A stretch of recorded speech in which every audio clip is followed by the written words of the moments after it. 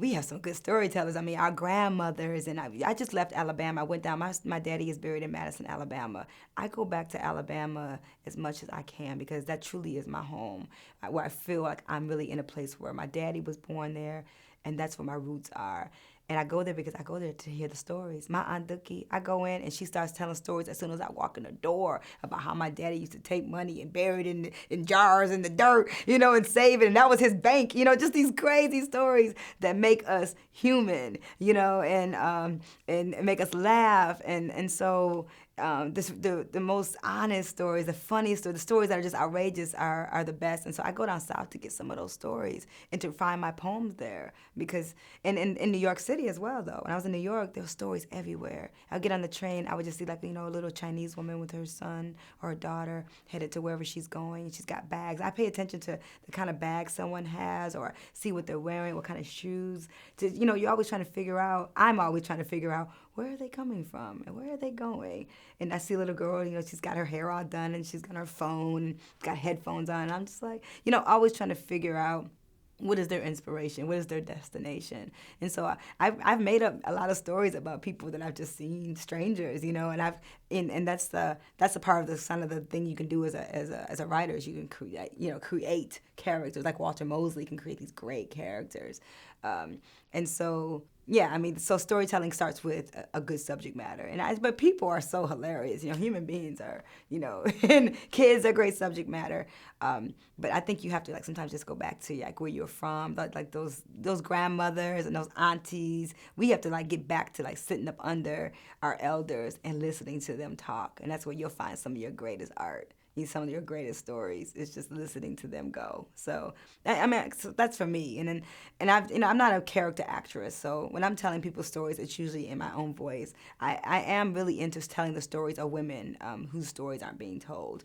A poem that I wrote recently was for Naima, Naima is one of John Coltrane's biggest songs. Everyone knows Naima, but they don't know Naima the woman. So I wrote a piece for Naima the woman because I was trying to find her online. I couldn't find her.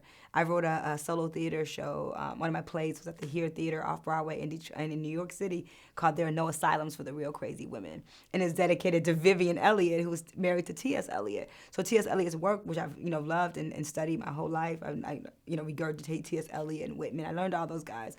And I was like, well, who's this Vivian Elliot? In the beginning of T.S. Eliot's book, it has For Viv, in all the first editions. And after she gets put away in a insane asylum, her For Viv is gone.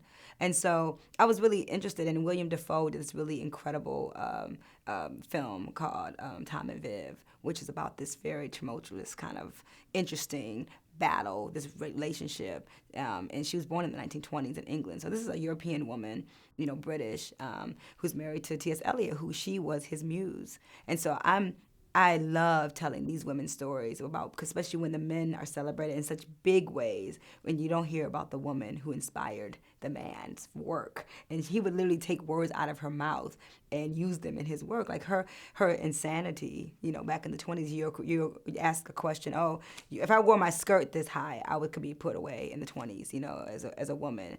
And so the insane asylum really wasn't, really correct. And they were putting women away that weren't crazy. And Vivian Elliot had a really incredible story. So I went I was in London and I got permission from the Oxford Library. Her work is in Oxford at the Bodleian Library at Oxford University. I got permission to go in and read all her diaries, and her books were left there. And I wrote this piece for Vivian Elliot. So the story that I want to tell, the story that no one else is telling, the story that everybody forgot about, the woman that nobody cares about, and inspired a whole poet's work that is celebrated throughout the world. Who is that girl? And so, yeah, so that was Vivian Elliot. There are no asylums for the real crazy women. And that's why I do Betty Davis. And that's, so you want to find the story. And as a journalist, you're always trying to find the good story. And I'm always trying to find the one that, it's been buried.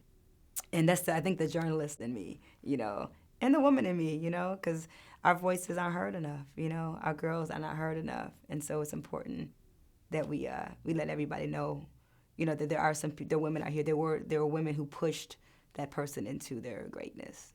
There's usually some woman that stood there in that space to make that happen. So.